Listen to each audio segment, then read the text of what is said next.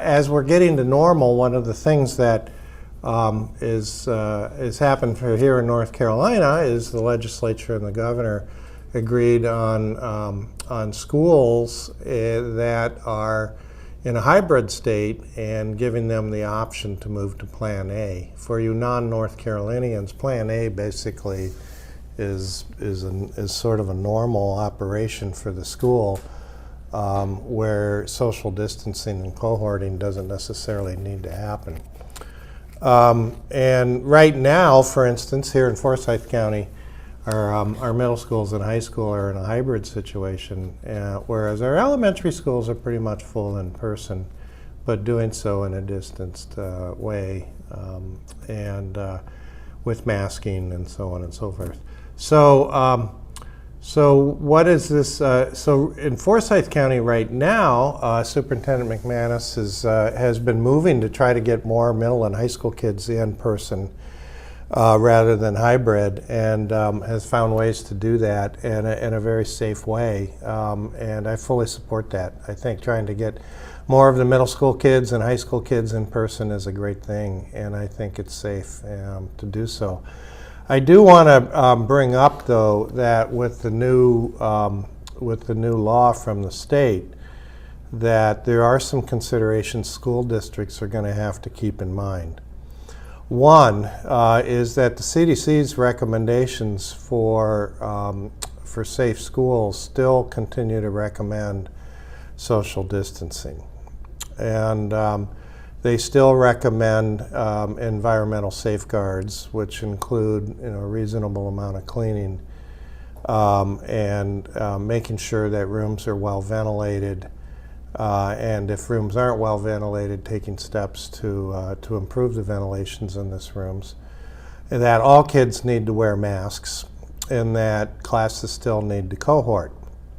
So I agree with those CDC recommendations for K through 12 schools, and I think that school districts need to keep these in mind if they're planning on changing their operation levels. But however, it's not an all or none situation. It's not all right, it's Plan A, we're going to come to normal, throw your masks in the corner, let's get together and have one big huge group hug.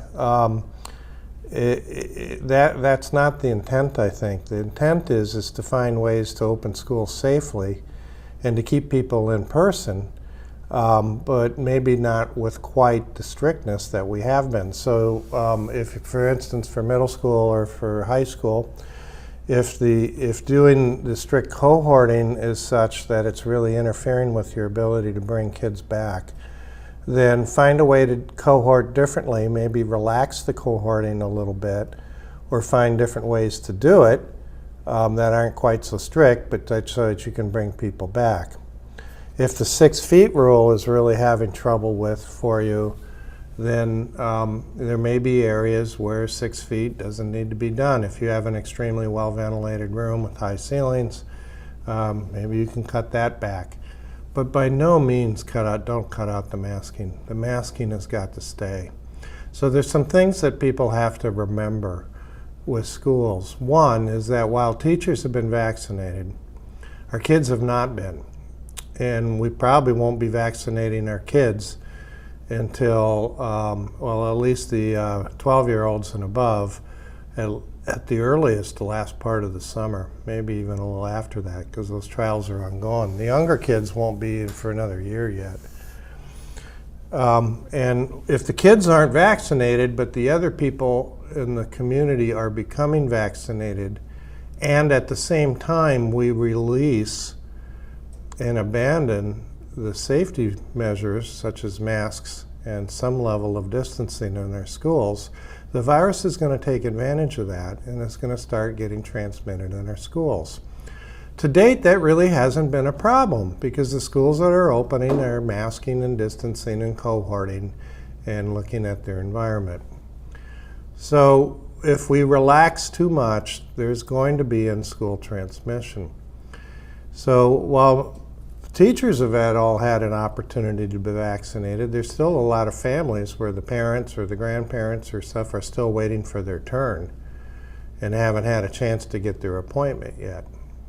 So if there's transmission that all of a sudden starts to happen in the schools, they could bring that home to these families. So I'm not saying that we should just stay the way we are and forget about it and just stay plan B. I'm not saying that. I'm saying let's look at areas that we could make it easier to get back in person.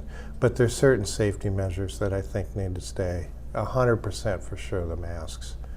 And while distancing can be relaxed, I think, I wouldn't abandon it totally. So, for instance, in a high school, remembering my high school band days, you get together and you're doing a brass quartet in a small room and practicing for the spring contest.